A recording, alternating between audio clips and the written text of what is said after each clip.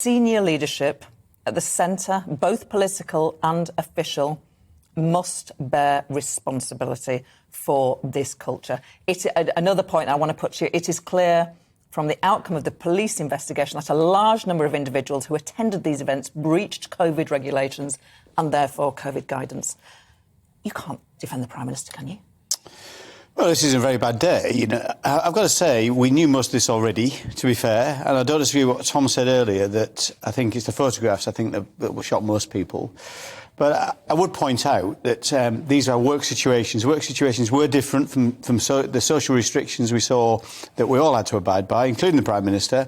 Work situations were different, but I think there's no doubt this has gone too far, that these work events does seem that they went into things that were more social. That's not good. I need to read the report in detail before you can make a precise judgment on it. But as I say, I think it's a bad day, but most of this we probably knew already, to be fair. You talk to your colleagues.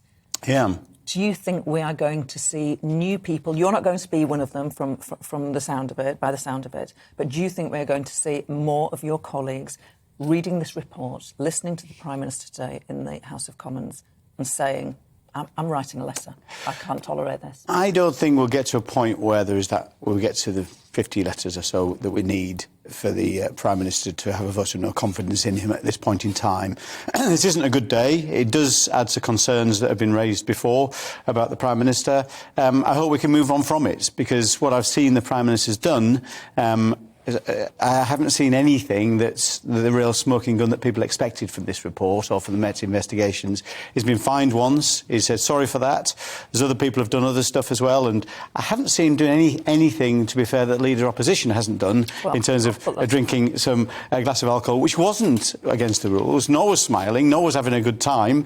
But I can understand the public's concern that it's one rule for one, another for another. That's how it looks, which isn't good.